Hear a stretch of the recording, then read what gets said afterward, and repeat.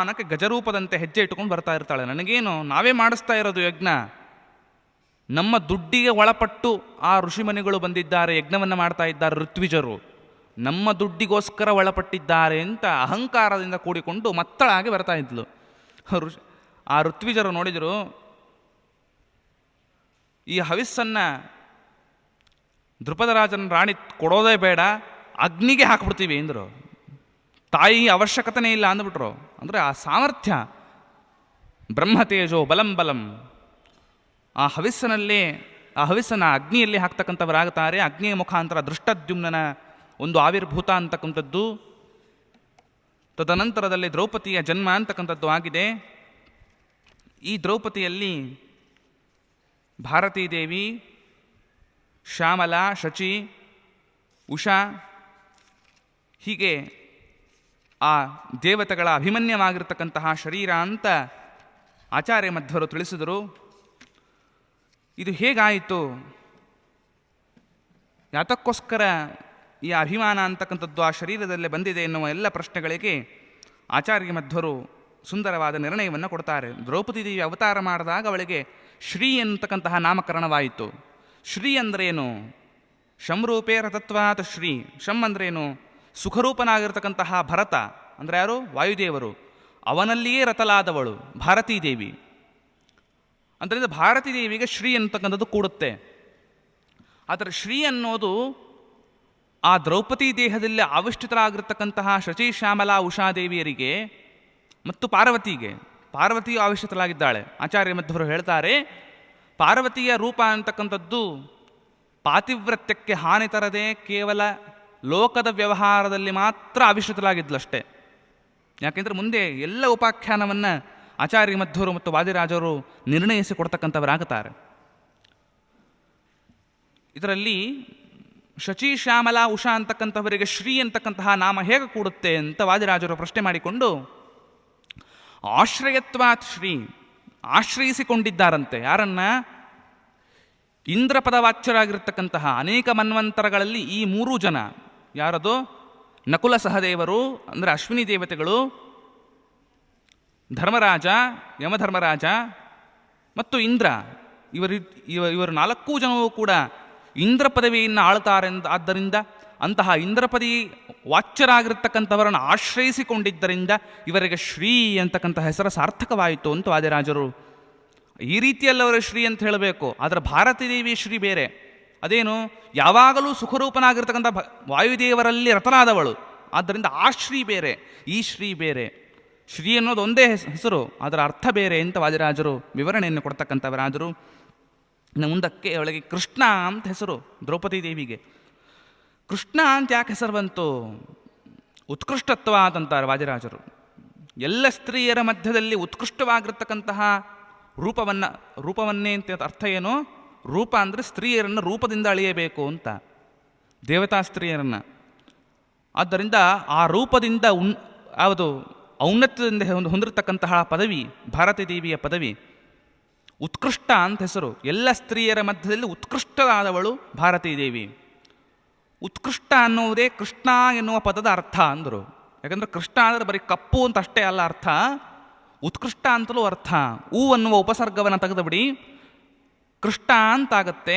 ಟಕಾರದ ಮಧ್ಯದಲ್ಲಿ ನಕಾರವನ್ನು ಸೇರಿಸ್ಕೊಂಡುವ ಸಂದರ್ಭದಲ್ಲಿ ವ್ಯಾಕರಣ ಶಾಸ್ತ್ರದಂತೆ ಕೃಷ್ಣ ಅಂತಾಗತ್ತೆ. ಅಂದರೆ ಉತ್ಕೃಷ್ಟ ರೂಪದಾದವಳಿಗೆ ಕೃಷ್ಣ ಅಂತ ಹೆಸರು ಬರುತ್ತೆ ಅಂತ ವಾದಿರಾಜರು. ಸರ್ವಯೋಷಿದ್ವರಾ ಕೃಷ್ಣ, ಎಲ್ಲ ಸ್ತ್ರೀಯರ ಮಧ್ಯದಲ್ಲಿ ಶ್ರೇಷ್ಠಳಾದವಳು ಕೃಷ್ಣ ಅಂತ ಕರೆಸ್ಕೊಳ್ತಕ್ಕಂಥವಳಾಗತಾಳೆ ಅಂತ ರಾಜರು ವರ್ಣನೆಯನ್ನು ಮಾಡಿದರು. ಮತ್ತು ಅವಳಲ್ಲಿ ಆವಿಷ್ಟಿತರಾಗಿರ್ತಕ್ಕಂಥ ಬೇರೆ ಸ್ತ್ರೀಯರಿಗೆ ಅರ್ಥ ಏನು ಅಂತಂದರೆ, ಅವರಿಗೆ ಆ ಕೃಷ್ಣ ಅಂತಕ್ಕಂಥದ್ದೇನಿದೆ ಬಣ್ಣದಿಂದ ಹೇಳಬಹುದು, ಕಪ್ಪು ವರ್ಣ. ಮತ್ತು ಭಾರತೀ ದೇವಿಗೆ ಯಾವ ರೀತಿಯಲ್ಲಿ ಅರ್ಥ ಅಂದರೆ, ಅದಕ್ಕೆ ವಾದಿರಾಜರು ಇನ್ನೊಂದು ಅರ್ಥವನ್ನು ಕೊಡ್ತಾರೆ. ಕೃಷು ಅಂದರೆ ಉತ್ಕೃಷ್ಟವಾಗಿರ್ತಕ್ಕಂತಹ ಣ, ಆನಂದ ಉಳ್ಳವಳು. ಆದ್ದರಿಂದ ಕೃಷ್ಣ ಅಂತ. ಕೃಷ್ಣ ಅಂದರೆ ಬೇಜಾರು ಮಾಡ್ಕೊಳ್ಳೋ ಅವಶ್ಯಕತೆ ಇಲ್ಲ. ನೋಡಪ್ಪ ನಮ್ಮ ಕೃಷ್ಣ ಅಂತ ಕರಿತಾ ಇದ್ದಾರೆ, ಕಪ್ಪು ಮುಖದವನು ಅಂತ ಹೀಯಾಳಿಸ್ತಾ ಇದ್ದಾರೆ ಅಂತ. ಕೃಷು ನ, ಆನಂದ ಸ್ವರೂಪಳಾದವಳಿಗೆ ಕೃಷ್ಣ ಅಂತ ಕರೀತಾರೆ ಅಂತ ಈ ರೀತಿಯಲ್ಲಿ ವಾದಿರಾಜರು ವಿವರಣೆಯನ್ನು ಕೊಟ್ಟರು. ಹಿಂದೆ ಏನಾಗಿದೆ, ಅಂದರೆ ಈ ಒಂದು ಜನ್ಮದ ವೃತ್ತಾಂತ ಯಾತಕ್ಕೋಸ್ಕರ ಒಂದು ದೇಹದಲ್ಲಿ ಇಷ್ಟು ಜನರ ಆವೇಶ ಯಾತಕ್ಕೋಸ್ಕರ ಬಂತು, ಅಭಿಮಾನ ಯಾತಕ್ಕೋಸ್ಕರ ಈ ಒಂದು ದೇಹದಲ್ಲಿ ಬರ್ತಕ್ಕಂಥದ್ದಾಯಿತು ಅನ್ನುವುದನ್ನು ಪ್ರಶ್ನೆ ಮಾಡಿಕೊಂಡು ಆಚಾರ್ಯ ಮಧ್ವರು ವಿವರಣೆಯನ್ನು ಕೊಟ್ಟರು. ಹಿಂದೆ ಬ್ರಹ್ಮದೇವರ ಒಂದು ಸಾನ್ನಿಧ್ಯದಲ್ಲಿ ಶಚಿ ಪಾರ್ವತೀ ದೇವಿಯರು ಇವರೇ ಮೊದಲು ಮಾಡಿಕೊಂಡಿರ್ತಕ್ಕಂತಹ ಗುಂಪೇನಿದೆ, ಅತೀವವಾದ ಭಾವವಿಲಾಸಗಳಿಂದ ತಮ್ಮ ಪತಿಗಳೊಡನೆ ವಿಹಾರ ಮಾಡ್ತಕ್ಕಂಥ ಸಂದರ್ಭದಲ್ಲಿ ಬ್ರಹ್ಮದೇವರು ಮನುಷ್ಯರಾಗಿ ಹುಟ್ಟಿ ಅಂತ ಶಾಪವನ್ನು ಕೊಟ್ಟುಬಿಟ್ರು. ಅಲ್ಲ, ಬ್ರಹ್ಮದೇವರು ಎದುರಿಗೆ ಬಂದಿದ್ದೇನೆ, ಗೌರವವನ್ನು ಕೊಡುವುದು ಬಿಟ್ಟುಬಿಟ್ಟು ನಿಮ್ಮ ಪತಿಗಳೊಡನೆ ಸಂಘವನ್ನು ಮಾಡ್ತಕ್ಕಂಥವರಾಗಿದ್ದೀರಿ, ಉನ್ಮತ್ತರಾಗಿದ್ದೀರಾದ್ದರಿಂದ ನೀವು ಮನುಷ್ಯರಾಗಿ ಹುಟ್ಟತಕ್ಕಂಥವರಾಗಬೇಕು ಅಂತ ಬ್ರಹ್ಮದೇವರು ಶಾಪ ಕೊಟ್ಟರು. ಆಗ ಅವರಿಗೆ ಆಶ್ಚರ್ಯ ಆಯಿತು. ಅಯ್ಯೋ, ಅಂದರೆ ದೇವಾನಾಂ ನಿರಯೋ ನಾಸ್ತಿ, ದೇವತೆಗಳಿಗೆ ಇನ್ನೊಂದು ನರಕ ಇಲ್ಲ, ಭೂಲೋಕಕ್ಕೆ ಬಂದು ಮನುಷ್ಯ ರೂಪದಲ್ಲೇ ಹುಟ್ಟೋದೇ ಒಂದು ದೊಡ್ಡ ನರಕ ಅವರಿಗೆ. ಭೂಲೋಕದಲ್ಲಿ ಹುಟ್ಟಬೇಕು, ಮನುಷ್ಯ ರೂಪದಿಂದ ಬರಬೇಕಲ್ವಾ, ಏನು ಗತಿ, ಹೋಗೋಣ ನೇರವಾಗಿ ನಾವು ಭಾರತೀ ದೇವಿಯರನ್ನು ಆಶ್ರಯಿಸಿಕೊಳ್ಳೋಣ. ಮತ್ತು ಬ್ರಹ್ಮದೇವರು ಇನ್ನೊಂದು ಶಾಪವನ್ನು ಕೊಟ್ಟಿದ್ದರು, ಬರೀ ಮನುಷ್ಯ ರೂಪದಿಂದ ಹುಟ್ಟುವುದು ಅಷ್ಟೇ ಅಲ್ಲ, ಪರಪುರುಷರ ಸ್ಪರ್ಶವಾಗಲಿ ಅಂತ. ಅದಕ್ಕೆ ಆಚಾರ್ಯ ಮಧ್ವರ ಮಾತನ್ನು ಸ್ಪಷ್ಟವಾಗಿ ಗಮನಿಸಬೇಕು ನಾವು. ಪರಪುರುಷರ ಸಂಘವಾಗಲಿ ಅಂತ ಬ್ರಹ್ಮದೇವರು ಶಾಪ ಕೊಡಲಿಲ್ಲ, ಪರಪುರುಷರ ಸ್ಪರ್ಶವಾಗಲಿ. ಸ್ಪರ್ಶಕ್ಕೂ ಸಂಘಕ್ಕೂ ವ್ಯತ್ಯಾಸ ಇದೆ. ಸ್ಪರ್ಶವಾಗಲಿ ಅಂತ ಶಾಪ ಕೊಟ್ಟರು. ಆದ್ದರಿಂದ ಇವರೇನು ಮಾಡಿದ್ರು, ಎಲ್ಲರೂ ಭಾರತೀ ದೇವಿಯರನ್ನು ಆಶ್ರಯಿಸಿಕೊಳ್ಳೋಣ, ಅವರೇ ನಮಗೆ ರಕ್ಷಕರು ಅಂತ 1000 ವರ್ಷಗಳ ಕಾಲ ಭಾರತೀ ದೇವಿಯರನ್ನು ಕುರಿತು ತಪಸ್ಸು ಮಾಡ್ತಾರೆ. ದೇವೀನೋ ಮಾನುಷಂ ಪ್ರಾಪ್ಯಂ ಅನ್ಯಾಗತ್ವಂ ಚ ಸರ್ವಥಾ ತತ್ರಾವಿ ಮಾರತಾದನ್ಯಂ ನ ಸ್ಪೃಶೇಮ ಕಥಂಚನ. ಭಾರತೀ ದೇವಿಯರಲ್ಲಿ ಪ್ರಾರ್ಥನೆ ಮಾಡಿದರು. 1000 ವರ್ಷಗಳ ನಂತರ ಪ್ರತ್ಯಕ್ಷಳಾಗಿರ್ತಕ್ಕಂಥ ಭಾರತೀ ದೇವಿಯರಲ್ಲಿ ಪ್ರಾರ್ಥನೆ ಮಾಡ್ತಾರೆ, ನಮಗೆ ಮನುಷ್ಯ ಎನ್ನುವ ಬರ್ತಕ್ಕಂಥದ್ದಾಗಿದೆ, ಬ್ರಹ್ಮದೇವರ ಶಾಪ, ಪರಪುರುಷ ಸ್ಪರ್ಶ ಅಂತಕ್ಕಂಥದ್ದು ಸರ್ವಥಾ ಉಂಟಾಗಬೇಕು ಅಂತ ಬ್ರಹ್ಮದೇವರ ಶಾಪ. ಆದರೆ ನಮ್ಮ ಒಂದು ಚಿಂತನೆ ಏನು ಅಂದರೆ, ವಾಯುದೇವರು ಒಬ್ಬರು ಸ್ಪರ್ಶ ಮಾಡಿದ ತೊಂದರೆ ಇಲ್ಲ, ವಾಯುದೇವರಿಗಿಂತ ಅನ್ಯರಾಗಿರ್ತಕ್ಕಂಥ ಪುರುಷರ ಸ್ಪರ್ಶ ನಮಗಾಗಬಾರದು, ಆದ್ದರಿಂದ ನೀನೇ ನಮಗೆ ರಕ್ಷಣೆ ಮಾಡಬೇಕು ಅಂತ ಭಾರತೀ ದೇವಿಯಲ್ಲಿ ಪ್ರಾರ್ಥನೆ ಮಾಡಿದರು. ಅಲ್ಲ, ವಾಯುದೇವರ ಸ್ಪರ್ಶವಾದರೆ ಯಾಕೆ ಅವರಿಗೆ ತೊಂದರೆ ಇಲ್ಲ? ಅದನ್ನು ವಾದಿರಾಜರು ಸುಂದರವಾದ ವಿವರಣೆಯನ್ನು ಕೊಡ್ತಾರೆ ಮುಂದೆ. ಅದಕ್ಕೆ ಆ ವಾದಿರಾಜರು ವಿವರಣೆಯನ್ನು ಕೊಟ್ಟರು. ಯಾತಕ್ಕೋಸ್ಕರ ಆ ರೀತಿಯಲ್ಲಿ ಹೇಳಿದ್ದಾರೆ ಅಂತಂದರೆ, ಅನ್ಯಾನ್ ಗಚ್ಚಂತೀತಿ ಅನ್ಯಗಾ ಪರಪುರುಷ ಸ್ಪರ್ಶ ಮಾತ್ರವತ್ಯ ಇತ್ಯರ್ಥಃ ನತು ತೈಹಿ ಸಹ ರಂತವ್ಯಂ ಇತಿ ಶಾಪಃ ತಥಾ ಸತಿ ಸ್ಪಷ್ಟಂ ಅನ್ಯರಮಣ್ಯೋ ಭವತಿ ಇತ್ಯೇವ ವದೇತ್ ಅತೈವ ಮಾರುತಾದನ್ಯಂ ನ ಸ್ಪೃಶೇಮ ಇತಿ ವದಿಷ್ಯಂತಿ. ವಾದಿರಾಜರ ವಿವರಣೆ ಎಷ್ಟು ಸುಂದರವಾಗಿದೆ. ಅದೃಶ್ಯತ್ವಂ ಅಸಂಸ್ಪರ್ಶೋ ಹಿ ಅಸಂಭಾಷಣಮೇವ ಚೇತಿ ವಚನಾತು ಮಾನುಷ ಸಂಸ್ಪರ್ಶೋಪಿ ದೇವಾನಾಂ ಮಹಾದೋಷಃ. ಅಂದರೆ ದೇವತೆಗಳಿಗೆ ಮನುಷ್ಯರ ಸ್ಪರ್ಶ ಮಾಡುವುದು ಮಹಾದೋಷ, ಸಂಘ ಮಾಡುವುದು ಇನ್ನೂ ದೋಷ ಅಂತ ಅರ್ಥ. ಅದರಿಂದ ಸ್ಪರ್ಶ ಮಾಡುವುದು ಮಹಾದೋಷಕರವಾದ್ದರಿಂದ ವಾಯುದೇವರನ್ನು ಬಿಟ್ಟು ಬೇರೆ ಯಾರಾದರೂ ಸ್ಪರ್ಶ ಮಾಡಬಹುದು ಅಂತ ಕೇಳಿಕೊಂಡ್ರು. ಯಾತಕ್ಕೋಸ್ಕರ ವಾದಿರಾಜರು ಹೇಳ್ತಾರೆ, ಸ್ನುಷಾಸ್ಥಾನೀಯಾನಾಂ ಸಾಕ್ಷಾತ್ ವಾಯುಪತ್ನ್ಯಾತ್ವಯಾ ಸಹ ಸ್ಥಿತನಾಮ ಅಸ್ಮಾಕಂ ಕದಾಚಿತ್ ತ್ವಯಾ ಸಹ ರಮಮಾಣೇನ ವಾಯುನಾ ಸಹ ಸ್ಪರ್ಶೋಪಿ ಪುತ್ರ್ಯಾಃ ಪಿತುಸ್ಪರ್ಶವತ್ ನ ದೋಷ ಇತಿ ಭಾವೇನ ಆಹುಹು. ಪುತ್ರೇಣ ಪಿತುಸ್ಪರ್ಶತ್ವಾತ್ ವಾದಿರಾಜರ ವಿವರಣೆ.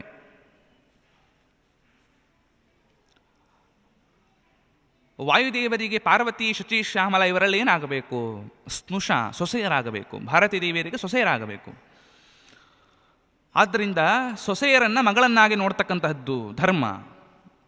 ಹೀಗಿದ್ದಾಗ ಪತ್ನಿಯೊಂದಿಗೆ ಸಂಘ ಮಾಡತಕ್ಕಂಥ ಸಂದರ್ಭದಲ್ಲಿ ಕದಾಚಿತ್, ಕೆಲವೊಮ್ಮೆ ಮಕ್ಕಳ ಸ್ಪರ್ಶವಾದರೆ ಅದು ಕಾಮರೂಪದ ಸ್ಪರ್ಶ ಅಲ್ಲ.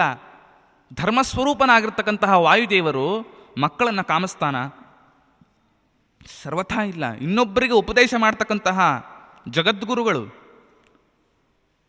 ಅಂತಹ ಜಗದ್ಗುರುವಾಗಿರ್ತಕ್ಕಂಥ ವಾಯುದೇವರು ಪರಸ್ತ್ರೀಯರು ಸ್ಪರ್ಶ ಮಾಡುವುದಿಲ್ಲ. ಅದರಲ್ಲೂ ಸಾಕ್ಷಾತ್ ಮಕ್ಕಳ ರೂಪದಲ್ಲಿರ್ತಕ್ಕಂತಹ ಶಚಿ, ಶ್ಯಾಮಲ, ಪಾರ್ವತಿಯರನ್ನು ಸ್ಪರ್ಶ ಮಾಡುವುದೇ ಇಲ್ಲ. ಸ್ನುಷಾ ಸ್ಪರ್ಶತ್ವಾತ್. ಆದ್ದರಿಂದ ಆ ಒಂದು ನಿಟ್ಟಿನಲ್ಲಿ ಇವರು ಕೇಳ್ಕೊಂಡ್ರು, ಶಚಿ, ಶ್ಯಾಮಲ, ಪಾರ್ವತಿ ಭಾರತೀ ದೇವಿಯರಲ್ಲಿ ವಾಯುದೇವರ ಬಿಟ್ಟು ಬೇರೆ ಯಾರ ಪುರುಷರ ಸ್ಪರ್ಶವೂ ಆಗಬಾರದು. ಯಾಕೆ? ಪರಪುರುಷರ ಸ್ಪರ್ಶ ಅಂತಕ್ಕಂಥದ್ದು ದೇವತೆಗಳಿಗೆ ಸರ್ವಥಾ ಖಂಡ್ಯವಾಗಿರ್ತಕ್ಕಂಥದ್ದು. ಮತ್ತು ವಾಯುದೇವರ ಸ್ಪರ್ಶ ಆಗಬಹುದು ಅಂದರೆ ವಾದಿರಾಜರು ಹೇಳಿದರು, ಸ್ನುಷಾ ಸ್ಪರ್ಶತ್ವಾತು, ಸೊಸೆಯರನ್ನು ಮುಟ್ಟಿದರೆ ಮಕ್ಕಳನ್ನು ಮುಟ್ಟಿದಂತೆ, ಕಾಮದಿಂದ ಮುಟ್ಟುವುದಿಲ್ಲ. ಆದ್ದರಿಂದ ವಾಯುದೇವರು ನಮ್ಮನ್ನು ಮಕ್ಕಳಂತೆ ಕಾಣುತ್ತಾರೆ. ಮಕ್ಕಳಂತೆ ಕಾಣೋದೇನು? ಆದ್ದರಿಂದ ಅದರ ದೋಷವಾಗುವುದಿಲ್ಲ ಅಂತ ಈ ನಿಟ್ಟಿನಲ್ಲಿ ಆ ಎಲ್ಲ ಸ್ತ್ರೀ ದೇವತೆಗಳು ಭಾರತೀ ದೇವಿಯರಲ್ಲಿ ಪ್ರಾರ್ಥನೆ ಮಾಡ್ತಾರೆ. ಇಷ್ಟೇ ಅಲ್ಲ, ಆ ಭಾರತೀ ದೇವಿಯರಲ್ಲಿ ಹೇಳ್ಕೊಳ್ತಾರೆ, ಹಿಂದೊಮ್ಮೆ ನಾವು ಬ್ರಹ್ಮದೇವರ ಸದನದಲ್ಲಿ ಸುಳಿದಾಡ್ತಕ್ಕಂತಹ ಸಂದರ್ಭದಲ್ಲಿ ವಿನೋದವನ್ನು ಮಾಡ್ತಕ್ಕಂತಹವರಾದ್ವಿ. ಆಗ ಬ್ರಹ್ಮದೇವರು 1 ಸಾರಿ ಕ್ಷಮಿಸಿದ, 2 ಸಾರಿ ಕ್ಷಮಿಸಿದ, 3ನೇ ಬಾರಿ ಶಾಪವನ್ನು ಕೊಟ್ಟುಬಿಟ್ಟ. ಏನು ಶಾಪ? ಏಕದೇಹ ಮಾನುಷತ್ವಂ ಆಪ್ಸತ ತೃಷ ಉದ್ಧತಾ ತೃಷೋ ಮದ್ವಂಚನಾಗೇತಿ ಇದಿ ತೇನೋದಿತಾ ವಯಂ. ನೀವು 3 ಬಾರಿ ನನ್ನನ್ನು ವಂಚನೆ ಮಾಡುವುದಕ್ಕೆ ಬರ್ತಕ್ಕಂತಹವರಾಗಿದ್ದೀರಿ. ಆದ್ದರಿಂದ 3 ಬಾರಿ ಒಂದೇ ದೇಹದಲ್ಲಿ ಮನುಷ್ಯ ಜನ್ಮವನ್ನು ಪಡೆಯಬೇಕು. ಇದು ಬ್ರಹ್ಮದೇವರ ಶಾಪ. 3 ಬಾರಿ ಒಂದೇ ದೇಹ, ಒಂದು ದೇಹ 3 ಬಾರಿ ಮನುಷ್ಯ ಜನ್ಮವನ್ನು ಪಡೆಯಬೇಕು. ಈ ರೀತಿಯಾಗಿ ಬ್ರಹ್ಮದೇವರ ಶಾಪವನ್ನು ಕೊಡ್ತಾರೆ. ಆ ಸಂದರ್ಭದಲ್ಲಿ ಎಲ್ಲ ದೇವಿಯರಿಗೂ ಕೂಡ ಏಕದೇಹ ಅಂತಕ್ಕಂಥದ್ದೇನಿದೆ 3 ಜನ್ಮದಲ್ಲಿ ಬಂದಿದೆ.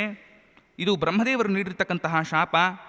ಇದು ನಿವೃತ್ತಿ ಆಗಬೇಕು ಅಂತ ಭಾರತೀ ದೇವಿಯರಲ್ಲಿ ಪ್ರಾರ್ಥನೆ ಮಾಡಿದ್ದು. ಹೇಗಾದರೂ ಮಾಡಿ ನಾವು ಇದನ್ನು ನಿವೃತ್ತಿ ಮಾಡಿಕೊಳ್ತಕ್ಕಂಥ ಉಪಾಯ ಕಂಡುಕೊಳ್ಳಬೇಕು. ಆಯಿತು. ಆಗ ಆ ಭಾರತೀ ದೇವಿಯರು ಕೂಡಿಕೊಂಡು 4 ಜನ ರುದ್ರದೇವರನ್ನು ಕುರಿತು ತಪಸ್ಸನ್ನು ಮಾಡ್ತಕ್ಕಂತಹವರಾಗುತ್ತಾರೆ. ಅತಸ್ತ್ವೇಕ ದೇಹಾನೋ ನಾಣ್ಯ ಆಪ್ನೋತಿ ಮಾರುತಾತು ಇದೇ ರೀತಿ ತಥೈತ್ಯುಕ್ತ ಪಾರ್ವತ್ಯಾದಿತೈವ ಸಾ ವಿಪ್ರಕನ್ಯಾಭವತ್ ತತ್ರ ಚತಸ್ರಃ ಪಾರ್ವತೀಯುತಾಃ ಏಕದೇಹಸ್ಥಾಶ್ಚಕ್ರುಃ ಗಿರೀಶಾಯ ತಪೋಮಹತ್ ತದ್ದೇಹಸ್ಥಾ ಭಾರತೀತು ರುದ್ರದೇಹಸ್ಥಿತಂ ಹರಿಂ ತೋಷಯಾಮಾಸ ತಪಸಾ ಕರ್ಮೈಕಾರ್ಥಂ ಧೃತವ್ರತ. ಇಲ್ಲಿ ಮಧ್ವಾಚಾರ್ಯರ ಮಾತನ್ನು ಗಮನಿಸಬೇಕು. ತದ್ದೇಹಸ್ಥಾ ಭಾರತೀತು ರುದ್ರದೇಹಸ್ಥಿತಂ ಹರಿಂ.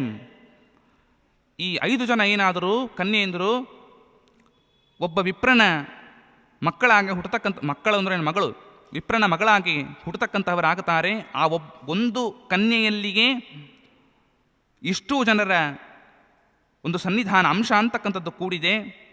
ಭಾರತಿ, ಶಚಿ, ಶ್ಯಾಮಲಾ, ಪಾರ್ವತಿ ಇವರೆಲ್ಲರೂ ಸೇರಿಕೊಂಡು ರುದ್ರದೇವರನ್ನು ಕುರಿತು ತಪಸ್ಸು ಮಾಡಿದರು.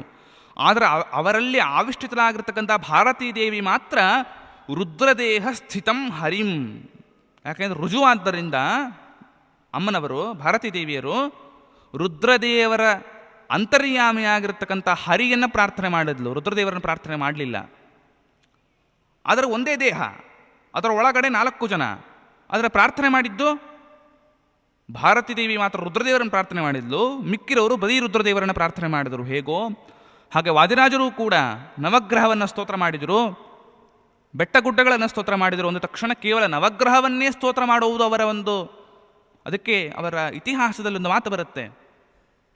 ತೀರ್ಥಪ್ರಬಂಧದ ವರ್ಣನೆ ಪ್ರಸಂಗದಲ್ಲಿ ಎಲ್ಲೂರಿನ ವಿಶ್ವನಾಥನ ಹತ್ತಿರ ಹೋದಾಗ ವಾದಿರಾಜರು ರುದ್ರದೇವರ ಒಂದು ವರ್ಣನೆಯನ್ನು ಮಾಡ್ತಕ್ಕಂಥ ಪ್ರಸಂಗದಲ್ಲಿ ರಕ್ಷೋಗಣ ಕ್ಷಪಣ ಸದಕ್ಷ ಮಹತ್ರಿಶೂಲಂ ತ್ರಕ್ಷಂ ವಲಕ್ಷತನು ಮುಲ್ಲಸ ದಕ್ಷಮಾಲಂ ರೂಕ್ಷಾಘ ಶಿಕ್ಷಣ ವಿಚಕ್ಷಣ ಶಕ್ತಿಯೂಥಂ ದಕ್ಷಾಧ್ವರಕ್ಷಯ ಇದಮಾಶ್ರಯ ವಿಶ್ವನಾಥಂ. ಬರೀ ಕ್ಷಕಾರ ಪ್ರಾಸದಿಂದ ಇಡೀ ರುದ್ರದೇವರ ಸ್ತೋತ್ರ ಮಾಡಿಬಿಟ್ರು. ಮೊಟ್ಟ ಮೊದಲ ಸ್ತೋತ್ರ ಎಲ್ಲೂರಿನ ವಿಶ್ವನಾಥನದು. ಅದರ ಅರ್ಥವೇನು ಅಂದರೆ, ಕ್ಷಕಾರಕ್ಕೆ ನರಸಿಂಹದೇವರು ಅಭಿಮನ್ಯನಾಗಿರ್ತಕ್ಕಂತಹ ಪರಮಾತ್ಮ ದೇವತೆ. ಆದ್ದರಿಂದ ರುದ್ರದೇವರನ್ನು ನೋಡಿದ ತಕ್ಷಣ ವಾದಿರಾಜರು ರುದ್ರದೇವರ ವರ್ಣನೆಯನ್ನು ಮಾಡಲಿಲ್ಲ, ರುದ್ರದೇವರ ಅಂತರ್ಯಾಮಿಯಾದ ನರಸಿಂಹನನ್ನೇ ಸ್ತೋತ್ರ ಮಾಡಿದರು. ಹೇಗೋ ಆದ್ದರಿಂದ ರುಜುಗಳಿಗೆ ಅದ್ಯಾವುದು ದೋಷವೇ ಇಲ್ಲ ಅಂತ ಅರ್ಥ. ನದಿಗಳ ವರ್ಣನೆ, ಬೆಟ್ಟದ ವರ್ಣನೆ, ಬೆಟ್ಟದಲ್ಲಿ ಸ್ಥಿತನಾಗಿರ್ತಕ್ಕಂಥ ಪರಮಾತ್ಮನ ರೂಪವನ್ನು ಕಾಣತಕ್ಕಂತಹವರು. ಹೀಗೆ ಭಾರತೀ ದೇವಿ ಆ ವಿಪ್ರಕನ್ಯಾಗಿ ಹುಟ್ಟಿರ್ತಕ್ಕಂಥವಳೇನಿದ್ದಾಳೆ, ಆ ದೇಹ ಸ್ಥಿತಳಾದ ಭಾರತಿ ಪರಮಾತ್ಮನನ್ನು ಸ್ತೋತ್ರ ಮಾಡಿದ್ಲು. ರುದ್ರದೇವರನ್ನು ಮಿಕ್ಕಿರುವವರು ಸ್ತೋತ್ರ ಮಾಡತಕ್ಕಂಥವರಾಗುತ್ತಾರೆ. ತಸ್ಯ ರುದ್ರದೇಹಸ್ಥೋ ಹರಿಪ್ರಾದಾದ್ವರಂ ಪ್ರಭು ಅನಂತತೋಷಣಂ ವಿಷ್ಣೋ ಸ್ವಭರ್ತ್ರ ಸಹಜನ್ಮಸು ಸರ್ವೇಷು ಅಪೀತಿ ಚ ಅನ್ಯಾಸಾಂ ದದೌ ಶಂಕರ ಏವ ಚ ಅನ್ಯಾಸಾಂ ಶಂಕರ ದದೌ. ಅಂದರೆ ಅವಳಲ್ಲಿ ಆವಿಷ್ಟಿತರಾಗಿರ್ತಕ್ಕಂತಹ ಬೇರೆ ಕನ್ಯೆಯರಿಗೆ ರುದ್ರದೇವರೇ ವರವನ್ನು ಕೊಡ್ತಾರೆ. ಹರಿ ಭಾರತೀ ದೇವಿಯರಿಗೆ ನೇರವಾಗಿ ವರವನ್ನು ಕೊಟ್ಟ. ಆದರೆ ಭಾರತೀ ದೇವಿಯರು ವರವನ್ನು ಬಯಸಿ ತಪಸ್ಸು ಮಾಡ್ತಕ್ಕಂಥವರಲ್ಲ ಅವರು. ಮತ್ತೇನು ವರವನ್ನು ಕೊಟ್ಟ? ವಾಯುದೇವರಿಂದ ಕೂಡಿಕೊಂಡು ಸಂತೋಷದಿಂದ ಇರ್ತಕ್ಕಂಥವಳಾಗಬೇಕು ಅಂತ ಹರಿ ಅನುಗ್ರಹ ಮಾಡ್ತಾನೆ. ರುದ್ರದೇವರು ಹೇಳಿದರು, ವರಂ ಸ್ವಭರ್ತೃ ಸಂಯೋಗ ಮಾನುಷೇಷಪಿ ಜನ್ಮಸು. ನಿಮ್ಮ ನಿಮ್ಮ ಪತಿಯವರೊಂದಿಗೆ ಸಮಾಗಮ ಮಾಡ್ತಕ್ಕಂತಹ ವರವನ್ನು ಆ ರುದ್ರದೇವರು ಅನುಗ್ರಹ ಮಾಡ್ತಕ್ಕಂಥವರಾಗುತ್ತಾರೆ. ಎಲ್ಲ ಜನ್ಮದಲ್ಲೂ ಅಲ್ಲ, ಕೇವಲ ಒಂದು ಜನ್ಮದಲ್ಲಿ ಮಾತ್ರ ನಿಮ್ಮ ನಿಮ್ಮ ಪತಿಯೊಂದಿಗೆ ಸಮಾಗಮ ಮಾಡತಕ್ಕಂತಹ ಭಾಗ್ಯ ಬರಲಿ ಅಂತ ರುದ್ರದೇವರು ಅನುಗ್ರಹವನ್ನು ಮಾಡಿದರು. ತತಃ ತದೈವ ದೇಹಂತ ವಿಸೃಜ್ಯ ನಳನಂದಿನಿ ಬಭೂವು ಇಂದ್ರಸೇನೇತಿ ದೇಹಕನ್ಯೇತಿ ಸುಸಂಗತ.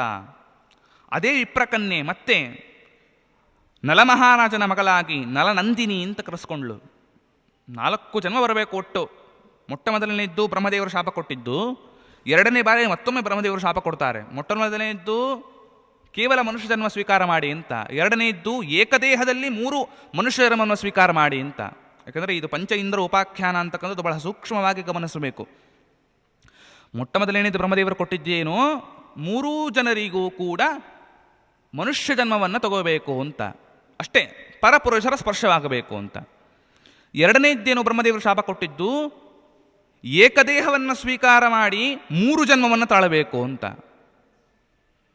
ಈಗ 1 ಜನ್ಮ ಆಯಿತು. ವಿಪ್ರಕನ್ಯೆಯಲ್ಲಿ ಇಷ್ಟೂ ಜನ ಆವಿಷ್ಟಿತರಾಗಿ ರುದ್ರದೇವರನ್ನು ಪ್ರಾರ್ಥನೆ ಮಾಡಿಕೊಂಡದ್ದು 1 ಜನ್ಮ ಆಯಿತು. ಇದೇ ವಿಪ್ರಕನ್ಯೆ ಮುಂದೆ ನಳಮಹಾರಾಜನ ಮಗಳಾಗಿ ನಲನಂದಿನಿಯಾಗಿ ಹುಟ್ಟತಕ್ಕಂಥವಳಾಗುತ್ತಾಳೆ. ಮತ್ತೊಂದು ಜನ್ಮದಲ್ಲಿ ಇಂದ್ರಸೇನೆ ಅಂತಕ್ಕಂಥವಳಾಗಿ, ಏಕೆಂದರೆ ನಲನಂದಿನಿ ಅಂತಕ್ಕಂಥವಳೇನಿದ್ದಾಳೆ ಇವಳೇ ಮುಂದೆ ಇಂದ್ರಸೇನೆಯಾಗಿ ಹುಟ್ಟತಕ್ಕಂಥವಳಾಗಿ, ಅವಳಲ್ಲಿಯೂ ಕೂಡ ಒಂದು ದೇಹ, ಅದರಲ್ಲಿ ಇಷ್ಟೂ ಜನರ ಆವೇಶ ಅಂತಕ್ಕಂಥದ್ದು ಇರ್ತಕ್ಕಂಥದ್ದಾಗಿದೆ ಅಂತ ಹೇಳಿದರು. ತದಾಸೀನ್ ಮುದ್ಗಲೋ ನಾಮ ಮುನಿಸ್ತಪಸಿ ಸಂಸ್ಥಿತ ಚಕಮೇ ಪುತ್ರಿಕಾಂ ಬ್ರಹ್ಮ ಇತ್ಯಶೃಣೋ ಸಕಥಾಂತರೆ. ಮುದ್ಗಲ ಅಂತಕ್ಕಂತಹ ಮುನಿ ತಪಸ್ಸು ಮಾಡ್ತಾ ಇದ್ದ. ಆಗ ಒಂದು ಕಥೆಯನ್ನು ಹೇಳ್ದ ಮುದ್ಗಲ. ಏನು ಅಂದರೆ ಬ್ರಹ್ಮದೇವರು ಮಹಾಕಾಮಿ. ಅದಕ್ಕೋಸ್ಕರ ಅಂದರೆ ಮುದ್ಗಲನ ಮಾತಿನಿಂದ ಬರ್ತಕ್ಕಂಥದ್ದು. ಯಾಕೆ ಅಂದರೆ ಸಾಕ್ಷಾತ್ ಸರಸ್ವತಿ ತನ್ನ ಮಗಳು, ಅಂತಹ ಮಗಳನ್ನು ಕಾಮಿಸಿಬಿಟ್ಟ ಬ್ರಹ್ಮದೇವರು ಅಂತ ಒಂದು ಕಥೆಯನ್ನು ಹೇಳ್ತಾ ಇದ್ದ ಮುದ್ಗಲ. ವಾಸ್ತವದಲ್ಲಿ ಏನಿದೆ, ಬ್ರಹ್ಮದೇವರ ಸಾಮರ್ಥ್ಯ ಎಂಥದ್ದು ಅಂದರೆ ಹೆಂಡತಿಯನ್ನು ಸೃಷ್ಟಿ ಮಾಡಿಕೊಳ್ತಕ್ಕಂಥ ಸಾಮರ್ಥ್ಯ ಬ್ರಹ್ಮದೇವರದು. ಮಗಳು ಅಂತ ಸೃಷ್ಟಿ ಮಾಡಿದ್ದು ಅಲ್ಲ, ಹೆಂಡತಿಯನ್ನು ಸೃಷ್ಟಿ ಮಾಡಿಕೊಳ್ತಕ್ಕಂಥದ್ದು ಅಂತ ವಾಸ್ತವ. ಮುದ್ಗಲ ಈ ರೀತಿಯಾಗಿ ಮಗಳನ್ನು ಕಾಮಿಸಿದ ಅಂತ ಕಥೆಯನ್ನು ಹೇಳ್ದ. ಬ್ರಹ್ಮನನ್ನು ಅಪಹಾಸಗೈತಕ್ಕಂಥವನಾಗುತ್ತಾನೆ. ಬ್ರಹ್ಮದೇವರು ಶಾಪವನ್ನು ಕೊಟ್ಟರು.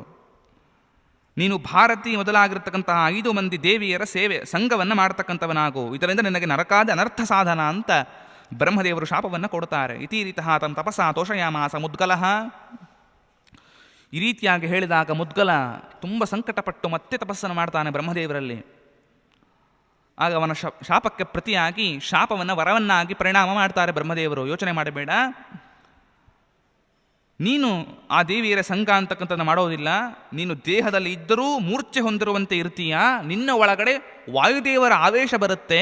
ಆ ವಾಯುದೇವರು ಆ ದೇಹದಲ್ಲಿರ್ತಕ್ಕಂಥ ಭಾರತೀ ದೇವಿಯವರೊಡನೆ ಸಂಘವನ್ನು ಮಾಡ್ತಾರೆ.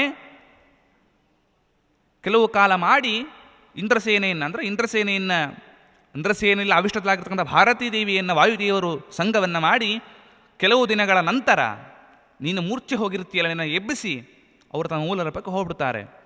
ಆಗ ಇಂದ್ರಸೇನೆ ಅಂತಕ್ಕಂಥ ತಪಸ್ಸಿಗೆ ಹೊಟ್ಟೋಗ್ತಾಳೆ ಅಂತ ಈ ರೀತಿಯಾಗಿ ಬ್ರಹ್ಮದೇವರ ಅನುಗ್ರಹವನ್ನು ಮಾಡಿದರು.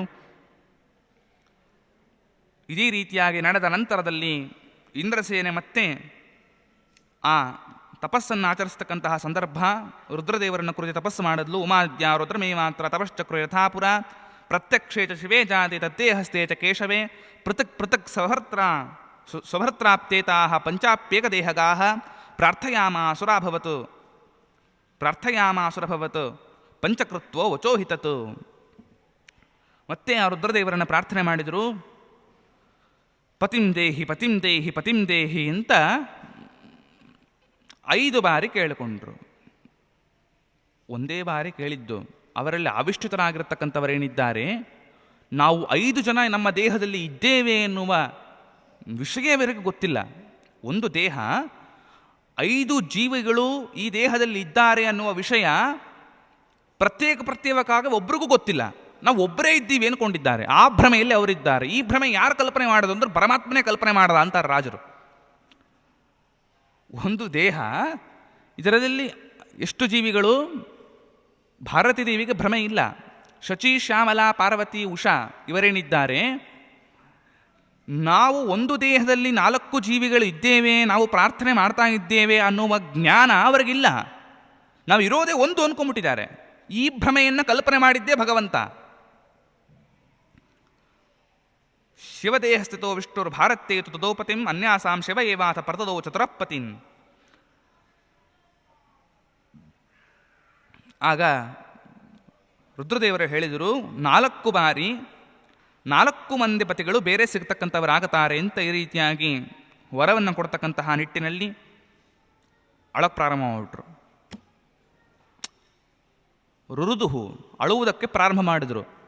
ಯಾಕೆಂದರೆ 4 ಬಾರಿ 4 ಮಂದಿ ಪತಿಗಳು ಸಿಗ್ತಾರೆ ಅಂದರೆ ಏನಿದು ಅಂತ ಅಳುವುದಕ್ಕೆ. ಅಂದರೆ ಅವರಿಗೆ ನಾನು ಮುಂಚೆನೇ ಹೇಳಿದೆ, ನಮ್ಮ ದೇಹದಲ್ಲಿ 4 ಜನ ಇದ್ದೇವೆ ಎನ್ನುವ ಜ್ಞಾನ ಅವರಿಗಿಲ್ಲ, ಭ್ರಮೆ ಬಂದುಬಿಟ್ಟಿದೆ. ಆದ್ದರಿಂದ ರುರುದುಹು ಚ ಏಕದೇಹಸ್ಥ ಏಕೈವ ಅಹಮಿತಿ ಸ್ಥಿತ ಅಥಾಪಿ ಆಗನ್ನ ಮಹೇಂದ್ರೋ ಅತ್ರ ಸೋಬ್ರವಿ ತಾಂಬರ ಸ್ತ್ರೀಯಾಂ. ಅದೇ ಸಂದರ್ಭದಲ್ಲಿ ಇಂದ್ರದೇವರು ಬಂದರು. ರುದ್ರದೇವರು ವಟರೂಪದಿಂದ ಪ್ರತ್ಯಕ್ಷರಾಗಿದ್ದಾರೆ. ರುದ್ರದೇವರ ರೂಪದಿಂದ ಪ್ರತ್ಯಕ್ಷವಾಗಿಲ್ಲ, ವಟರೂಪದಿಂದ ಪ್ರತ್ಯಕ್ಷರಾಗಿದ್ದರು. ಇಂದ್ರದೇವರು ಅಲ್ಲಿಗೆ ಬಂದರು. ಅಳ್ತಕ್ಕಂತಹ ಆ ಸ್ತ್ರೀಯನ್ನು ನೋಡಿ ಹೇಳ್ತಾರೆ, ಯಾಕಮ್ಮ ಅಳ್ತಾ ಇದೆಯಾ? ಇಲ್ಲ, ಈ ವಟು ಇದ್ದಾನೆ, ಇವನು ನಮಗೆ ವರವನ್ನು ಕೊಡು ಅಂತಂದರೆ ಈ ರೀತಿಯಾಗಿ 4 ಪತಿಗಳನ್ನು ಹೊಂದುವಿರಿ ಅಂತ ವರವನ್ನು ಕೊಟ್ಟುಬಿಟ್ರು. ಏನು ಗತಿ ಹೀಗಾದರೆ? ಅಂದರೆ ಇದರಿಂದ ನಮಗೆ ಬೇರೆ ಗತಿ ಇಲ್ಲ, ಅಳುವುದನ್ನು ಬಿಟ್ಟು ಇನ್ನೇನು ಮಾಡಬೇಕು ಅಂತ ಪಾಪ ಅಳುವುದಕ್ಕೆ ಪ್ರಾರಂಭ ಮಾಡಿದ್ದಾರೆ. ಇಂದ್ರದೇವರಿಗೆ ಕೋಪ ಬಂತು. ಇವನು ರುದ್ರ ಅಂತ ಅವನಿಗೆ ಗೊತ್ತಿಲ್ಲ ಇಂದ್ರದೇವರಿಗೆ. ಒಟ್ಟು ನಾನು ನನ್ನ ರಾಜ್ಯಭಾರ, ಯಾಕಂದ್ರೆ ತ್ರಿಲೋಕಾಧಿಪತಿ, ನನ್ನ ರಾಜ್ಯಭಾರದಲ್ಲಿ ಇಷ್ಟು ಅನ್ಯಾಯವಾಗ್ತಾ ಇದೆ, ಒಬ್ಬ ಸ್ತ್ರೀಯನ್ನು ಅಳಿಸ್ತಕ್ಕಂಥವನಾಗಿದ್ದಿ, ಬುದ್ಧಿಗಿದ್ದಿ ಇದೆಯಾ ನಿನಗೆ ಎಂದ. ನಾನು ರುದ್ರದೇವರು ಅಂತ ಅವನಿಗೆ ಗೊತ್ತಿಲ್ಲ. ರುದ್ರದೇವರು ನೋಡಿದರು,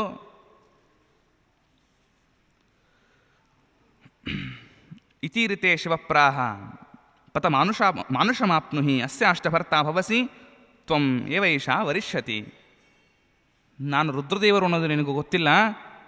ರುದ್ರದೇವರು ಹೇಳ್ತಾರೆ, ನೀನು ನನಗೆ ಧಿಕ್ಕಾರವನ್ನು ಮಾಡ್ತಾ ಇದ್ದೀಯಲ್ಲ, ನೀನೇ ಅವಳ ಗಂಡನಾಗಿ ಹುಟ್ಟು ಅಂದರು. ಇದನ್ನು ನಾವು ಗಮನಿಸಬೇಕು. ಅದಕ್ಕೆ ವಾದಿರಾಜರು ಮುಂದೆ ಮತ್ತೆ ಈ ಮಾತನ್ನು ತಗೊತಾರೆ. ಆ ದ್ರೌಪದಿ ಸ್ವಯಂವರಕ್ಕೆ ಹೋದಾಗ ಪಂಚಪಾಂಡವರಿದ್ದರೂ ಕೂಡ ಇಂದ್ರದೇವರೇ ಹೋಗಿ ಯಾಕೆ ಆ ಒಂದು ಮತ್ಸ್ಯಯಂತ್ರ ಭೇದವನ್ನು ಮಾಡ್ತಾರೆ? ಭೀಮಸೇನದೇವರು ಹೋಗ್ಬೋದಿತ್ತಲ್ಲ, ಇಂದ್ರದೇವರೇ, ಅರ್ಜುನನೇ ಯಾಕೆ ಹೋದ ಅಂದರೆ ರುದ್ರದೇವರ ವರ ಇಂದ್ರದೇವರಿಗೆ ಇತ್ತು. ಅದನ್ನು ವಾದರಾಜರು ಬರೀತಾರೆ ಮುಂದೆ. ರುದ್ರದೇವರ ವರ ಇಂದ್ರದೇವರಿಗಿತ್ತು. ಆ ರುದ್ರದೇವರ ವರವನ್ನು ಸತ್ಯ ಮಾಡುವುದಕ್ಕೋಸ್ಕರ ಭೀಮಸೇನದೇವರು ಸುಮ್ಮನೆ ಇದ್ದರು ಅಷ್ಟೇ, ಅವರಿಗೆ ಸಾಮರ್ಥ್ಯ ಇಲ್ಲದೆ ಅಲ್ಲ. ಇಷ್ಟು ವಾದಿರಾಜರು ಕ್ಷಣ ಕ್ಷಣಕ್ಕೂ ಆ ಸಂದೇಹವನ್ನು ಪರಿಹಾರ ಮಾಡಿಕೊಂಡು ಹೋಗ್ತಾರೆ. ಮುಂದೆ ಯಾಕೆ ಮತ್ಸ್ಯಯಂತ್ರ ಭೇದವನ್ನು ಇಂದ್ರದೇವರು ಅರ್ಜುನ ಮಾಡ್ದ, ಭೀಮ ಯಾಕೆ ಮಾಡಲಿಲ್ಲ ಅಂದರೆ ಭೀಮಸೇನ ದೇವರ ಅಸಾಮರ್ಥ್ಯದಿಂದ ಇಲ್ಲ, ಅಲ್ಲ, ರುದ್ರದೇವರ ಒಂದು ವರವನ್ನು ಸಾರ್ಥಕಗೊಳಿಸುವುದಕ್ಕೋಸ್ಕರ ಸುಮ್ಮನೆ ಇದ್ದರು ಅಂತ. ಹೀಗೆ ಅಸ್ಯಾಷ್ಟಭರ್ತಾ ಭವಸಿ ತ್ವಾಮೀ ವೇಷ ವರಿಷ್ಯತಿ ಪಶ್ಚಾತ್ರ ತ್ವಾಮೀ ವೇಷ ವರಿಷ್ಯತಿ, ನಿನ್ನನ್ನೇ ಒರೆಸ್ತಕ್ಕಂಥವಳಾಗತಾಳೆ ಅಂತ ಹೇಳಿದ್ದಾರೆ. ಪಶ್ಚಾತ್ರ ಮದವಜ್ಞಾನಾತ್ ಪತಿತಾಂ ಸ್ವಾದೃಶಾಂ ಸುರಾನ್. ನೋಡು, ಆ ರುದ್ರದೇವರು ಹೇಳ್ತಾರೆ, ನೋಡು, ನಿಂತರನೇ ಈ ರೀತಿಯ ಅವಮಾನವನ್ನು ಮಾಡಿದ್ದರಿಂದ ಸ್ವರ್ಗಲೋಕದಿಂದ ಚ್ಯುತರಾಗಿ ಇದೇ ಬೆಟ್ಟದ ಹಿಂದುಗಡೆ 3 ಕುತ್ಕೊಂಡಿದ್ದಾರೆ ಇಂದ್ರದೇವರುಗಳು, ನೋಡೋವ್ರನ್ನ ಅಂದ. ಆ ಬೆಟ್ಟ ಹೀಗೆ ತೆಗಿತಾರೆ, ಹಿಂದುಗಡೆ 3 ಜನ ಕುತ್ಕೊಂಡಿದ್ದಾರೆ. ಯಾರು? ಯಮಧರ್ಮರಾಜ, ವಾಯುದೇವರು, ಇನ್ನು ಅಶ್ವಿನಿ ಕುಮಾರರು. ಅವರು ಯಾವ ಅಶ್ವಿನಿ ದೇವತೆಗಳು 3 ಜನ ಕುತ್ಕೊಂಡಿದ್ದಾರೆ. ಬ್ರಹ್ಮದೇವರು ನೋಡಿದರು, ಅಲ್ಲ, ನೀನು ವಾಯುದೇವರಿಗೆ ಮತ್ತು ಅವರಿಗೆ ಅವಮಾನವನ್ನು ಮಾಡಿಕೊಂಡು ಅವರು ಸ್ವರ್ಗಲೋಕದಿಂದ ಚ್ಯುತರಾಗಿದ್ದಾರೆ ಅಂತ ಅವ್ರಿಗೆ ಅವಮಾನ ಮಾಡ್ತಾ ಇದ್ದೀಯಾ ರುದ್ರ? ವಾಸ್ತವದಲ್ಲಿ ಅವರು ಚ್ಯುತರ ಆಗಿಲ್ಲ ಸ್ವರ್ಗಲೋಕದಿಂದ, ಮಂತ್ರ ಸಮಾಲೋಚನೆಯನ್ನು ಮಾಡ್ತಾ ಇದ್ದಾರೆ. ಅಂತಹವರನ್ನು ಸ್ವರ್ಗಲೋಕದಿಂದ ಚ್ಯುತರಾಗಿ ಬಿದ್ದಿದ್ದಾರೆ ಅಂತ ಸುಳ್ಳಾಡ್ತೀಯ ನೀನು ರುದ್ರ? ಆದ್ದರಿಂದ ನೀನು ಮನುಷ್ಯ ಲೋಕದಲ್ಲಿ ಅವತಾರ ಮಾಡು ಅಂದ ಬ್ರಹ್ಮದೇವರು. ಏನು ವಿಚಿತ್ರ ಇದು! ನೀನು ಮನುಷ್ಯ ಲೋಕದಲ್ಲಿ ಅವತಾರ ಮಾಡು, ಆಗ ನಿನಗೆ ಪತ್ನಿ ಸಂಘವಾಗದೇ ಇರಲಿ. ಅವರೇ ಅಶ್ವತ್ಥಾಮರಾಗಿ ಹುಟ್ಟಿದರು. ದ್ರೌಪದಿಯಲ್ಲಿ ಸ್ಥಿತಳಾಗಿರ್ತಕ್ಕಂತಹ ಪಾರ್ವತೀ ದೇವಿ ಇದ್ದರೂ ಕೂಡ ಆ ಪಾರ್ವತೀ ದೇವಿಯರ ನಿಯತ ಪತ್ನಿಯ ಸಂಘ ಅಂತಕ್ಕಂಥದ್ದು ಅಶ್ವತ್ಥಾಮಾಚಾರ್ಯಕ್ಕೆ ಆಗದೇನೆ ಬ್ರಹ್ಮಚರ್ಯ ವ್ರತದಿಂದ ಇದ್ದುಕೊಂಡು ಬದುಕಿದರು. ಇದು ಯಾವ ಕಾರಣದಿಂದ? ಬ್ರಹ್ಮದೇವರ ಶಾಪದಿಂದ. ಯಾಕೆ ಬ್ರಹ್ಮದೇವರ ಶಾಪ? ರುದ್ರದೇವರು ಈ 3 ಜನ ಇಂದ್ರರನ್ನು ಅವಮಾನ ಮಾಡಿದ್ದರಿಂದ. ಇಷ್ಟು ಆಚಾರ್ಯ ಮಧ್ವರು ನಮಗೆ ಎಲ್ಲ ಸಂಶಯಗಳ ನಿವಾರಣೆನೇ ಮಾಡ್ತಾರೆ. ಅದಕ್ಕೆ ಸರ್ವ ಸಂಶಯಚ್ಛಿದಂ ಅಂದರು. ಇದಕ್ಕೆ ತಾತ್ಪರ್ಯ ನಿರ್ಣಯಕ್ಕೆ ನೀವೇನು ಸಂಶಯ ಬಂದರೂ ಇದನ್ನು ನಿವಾರಣೆ ಮಾಡುವುದು ತಾತ್ಪರ್ಯ ನಿರ್ಣಯ ಗ್ರಂಥ ನೋಡಿದ್ರಲ್ಲೇ ಅಂತ ಅರ್ಥ. ಅದರಲ್ಲೂ ವಾದಿರಾಜರ ವಿಶೇಷವಾದ ಒಂದು ವ್ಯಾಖ್ಯಾನದಿಂದ. ಇನ್ನು ಮುಂದಕ್ಕೆ ದೀರ್ಘಕಾಲ ಮನುಷ್ಯೇಷು ತತಸ್ತುಂ ಸ್ಥಿಮಾಪ್ಸ್ಯಸಿ ಇತ್ಯುಕ್ತ್ವಾ ಪ್ರಯೋ ಬ್ರಹ್ಮ ಸೋ ಅಶ್ವತ್ಥಾಮ ಶಿವೋ ಅಭವತ್ ಪಂಚದೈವತನುಸ್ತ್ವೇಷ ದ್ರೌಪದಿ ನಾಮಚಾಭವತ್. ಮುಮುದುಃ ವೇದೇಷು ಸಪುರಾಣೇಷು ಭಾರತೆ ಚ ಅವಗಮ್ಯತೆ ಉಕ್ತೋರ್ಥಃ ಸರ್ವೈವಾಯಂ ತಥಾ ಪುರೋದಿತಾಶ್ಚತೆ. ದ್ರೌಪದಿ ಅಂತಕ್ಕಂಥವಳು ಈ ರೀತಿಯಾಗಿ ಜನಿಸ್ತಕ್ಕಂತಹವಳಾಗಿದ್ದಾಳೆ. ಇಷ್ಟು ಶಾಪಗಳು ಬಂತು, ಒಬ್ಬೊಬ್ಬರಿಗೆ ಇಷ್ಟಿಷ್ಟು ಶಾಪಗಳು. ಈ ರೀತಿಯಾಗಿ ಮನುಷ್ಯ ಜೀವವನ್ನು ಸ್ವೀಕಾರ ಮಾಡ್ತಕ್ಕಂಥದ್ದು ಇದೆಲ್ಲವೂ ಬರ್ತಕ್ಕಂತಹದ್ದಾಗಿದೆ.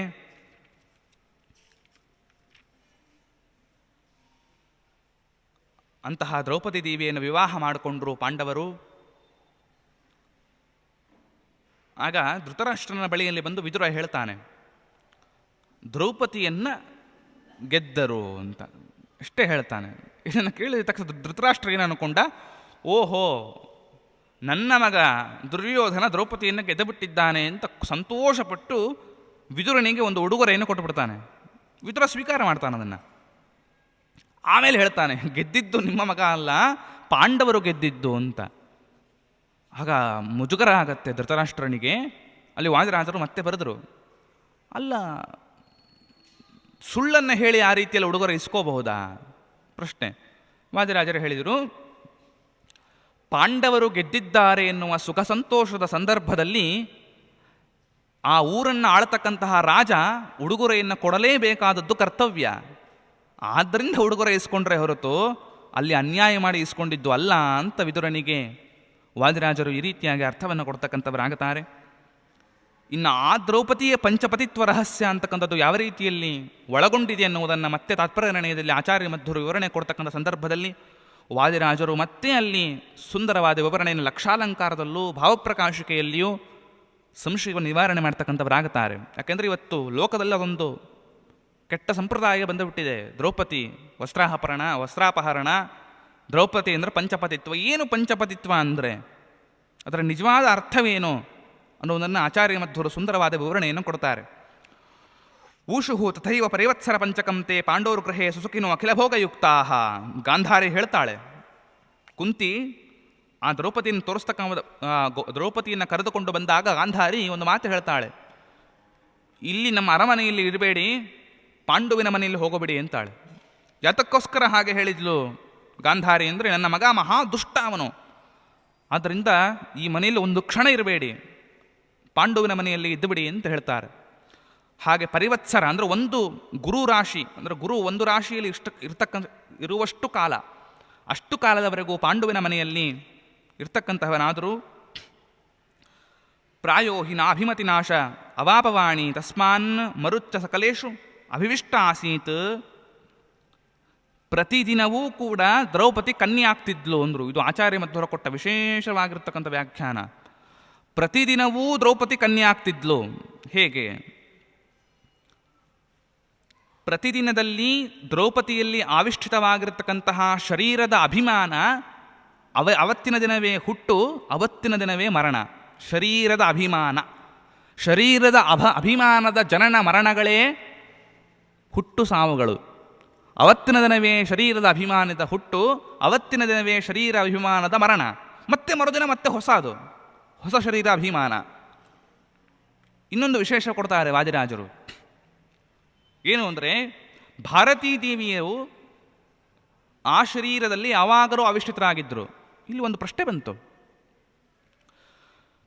ಗಮನಿಸಿದ್ರೆ ಗೊತ್ತಾಗತ್ತೆ. ಹಿಂದೆ ಬ್ರಹ್ಮದೇವರು ಏನು ಶಾಪ ಕೊಟ್ಟಿದ್ರು? 3 ಜನ್ಮ ಏಕದೇಹರಾಗಿ ಹುಟ್ಟಬೇಕು, 4ನೇ ಜನ್ಮದಲ್ಲಿ ಏನಾಗಬೇಕು? 3 ಜನ ಮನುಷ್ಯರಾಗಿ ಹುಟ್ಟಬೇಕು, ಪುರುಷರ ಸ್ಪರ್ಶವಾಗಬೇಕು ಅಂತ. ಆಗಲೇ 3 ಜನ್ಮ ಏಕದೇಹ ಆಗಿಬಿಟ್ಟಿದೆ. ನಲನಂದಿನಿ, ವಿಪ್ರಕನ್ಯೆ, ಇಂದ್ರಸೇನೆ 3 ಜನ್ಮ ಆಗೋಯ್ತು ಏಕದೇಹರಾಗಿ. ಮತ್ತೊಂದು ಜನ್ಮದಲ್ಲಿ ಏಕದೇಹ ಸ್ವೀಕಾರ ಮಾಡ್ತಕ್ಕಂತಹ ಅವಶ್ಯಕತೆ ಏನಿತ್ತು ಅಲ್ವಾ? ವಾದಿರಾಜರು ಎಷ್ಟು ಪ್ರಶ್ನೆ ಮಾಡ್ತಾರೆ, ಅರ್ಥ ಆಯ್ತಾ? ಬ್ರಹ್ಮದೇವರ 3 ಜನ್ಮ ಶಾಪವೇನಿತ್ತು? 3 ಜನ್ಮದಲ್ಲಿ ಏಕದೇಹವನ್ನು ಸ್ವೀಕಾರ ಮಾಡೋದು. ಮತ್ತೆ 4ನೇ ಜನ್ಮದಲ್ಲೂ ಏಕದೇಹವನ್ನು ಸ್ವೀಕಾರ ಮಾಡ್ತಕ್ಕಂಥ ಪ್ರಸಂಗ ಏನಿತ್ತು? ವಾದಿರಾಜರು ಹೇಳಿದರು, ಭಾರತೀ ದೇವಿಯರಿಗೆ ವಾಯುದೇವರ ಒಂದು ಸಂಸ್ಪರ್ಕ ಮಾಡದೇನೆ, ಅಂದರೆ ಅವರ ಒಂದು ಆಶ್ರಯದಲ್ಲಿ ಇಲ್ಲದೇನೆ ನಮಗೆ ಪರಪುರುಷರ ಸ್ಪರ್ಶ ಅಂತಕ್ಕಂಥದ್ದು ಇಲ್ಲದೇ ಇರೋಣ ಅನ್ನೋದು ಬರಲ್ಲ. ಆದರೆ 3 ಮಂದಿಯೂ ಕೂಡ ಬೇರೆ ಬೇರೆ ಬೇರೆ ದೇಹವನ್ನು ಸ್ವೀಕಾರ ಮಾಡಿದರೆ 3 ದೇಹ ಅಂತ ಆಗುತ್ತೆ.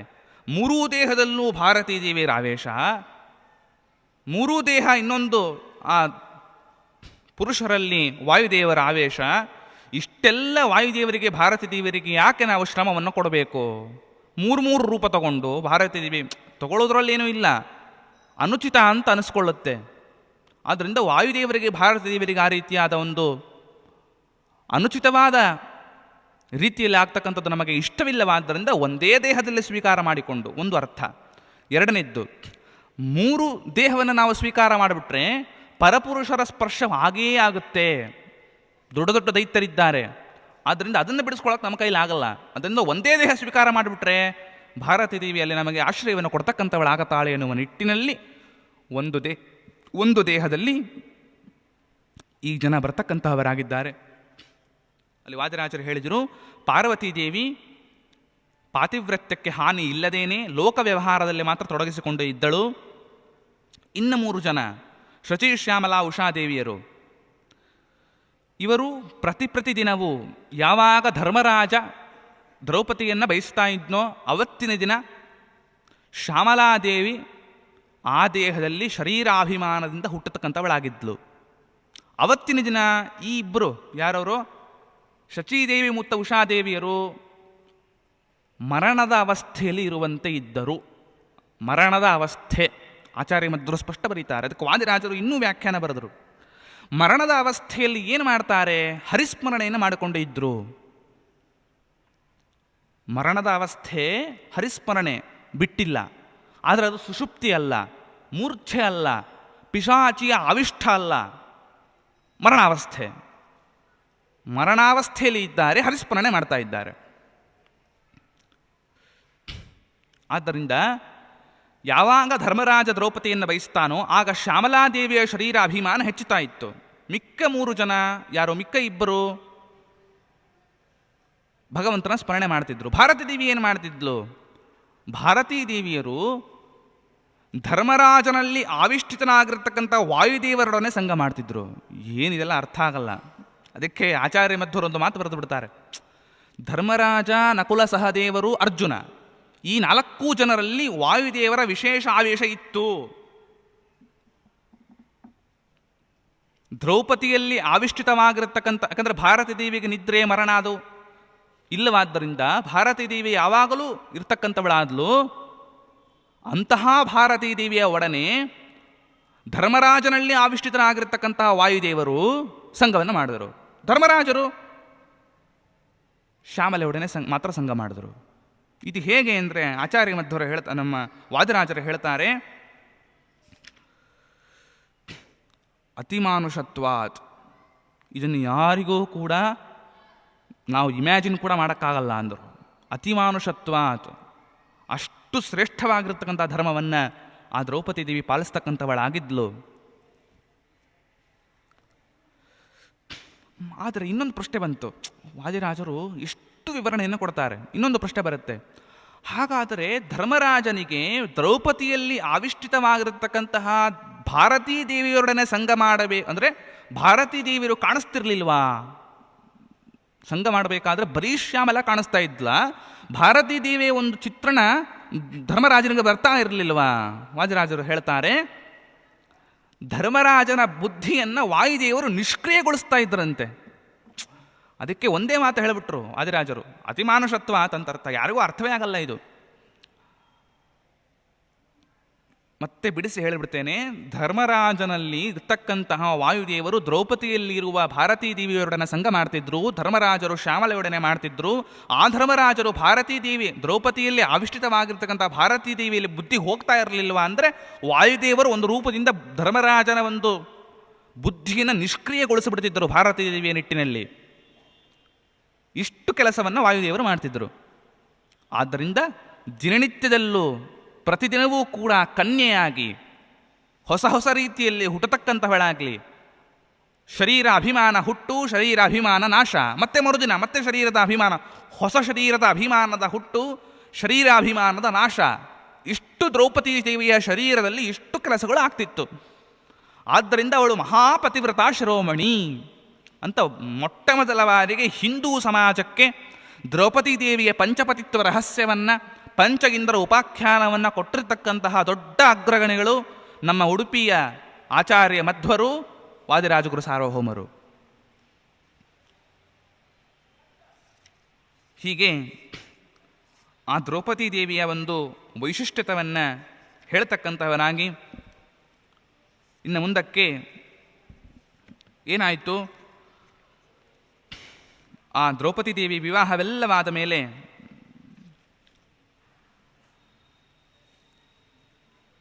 ರಾಜಸೂಯ ಯಾಗವನ್ನು, ಅಂದರೆ ಅನೇಕ ಪ್ರಸಂಗಗಳು ಬರುತ್ತೆ, ರಾಜಸೂಯ ಯಾಗವನ್ನು ಮಾಡಿ ಆ ರಾಜಸೂಯ ಯಾಗದಲ್ಲಿ ಮಯನಿಂದ ನಿರ್ಮಿತವಾಗಿರತಕ್ಕಂತಹ ಸಭೆಯನ್ನು ನಿರ್ಮಾಣ ಮಾಡಿಸಿ, ಅದಕ್ಕೆ ಅದು ವೇದವ್ಯಾಸನ ರಚಿತವಾಗಿರತಕ್ಕಂತಹ ಮಹಾಭಾರತದಲ್ಲೊಂದು ಮಾತು ಬರುತ್ತೆ. ರಾಜಸೂಯ ಯಾಗದಲ್ಲಿ ಇಂತಹ ದೇವತೆ ಅಲ್ಲಿ ಬಂದಿರಲಿಲ್ಲ ಅಂತ ಇಲ್ವಂತೆ. ಅಂದರೆ 33 ಕೋಟಿ ದೇವತೆಗಳು ಒಂದೊಂದು ಅಂಶದಿಂದ ಅಲ್ಲಿ ಸಿದ್ಧರಾಗಿದ್ದರು, ಎಲ್ಲರೂ ಬಂದಿದ್ದರು ಅಂತ ಅರ್ಥ. ಆಶ್ಚರ್ಯವಾಗೋಯ್ತು ನಾರದರಿಗೆ. ಏನು ರಾಜಸೂಯ ಯಾಗ ಇದು, ನ ಭೂತೋ ನ ಭವಿಷ್ಯತಿ ಎಂದುಬಿಟ್ರು ನಾರದರು. ಅಷ್ಟೂ ಜನ ಅಲ್ಲಿ ಸೇರಿದ್ರು, ಎಲ್ಲ ಸಭೆಗಳು ಆಗ್ತಾ ಇತ್ತು.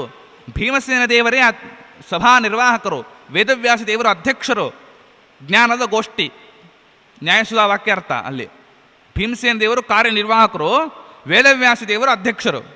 ಏನು ಅದಲ್ಲ.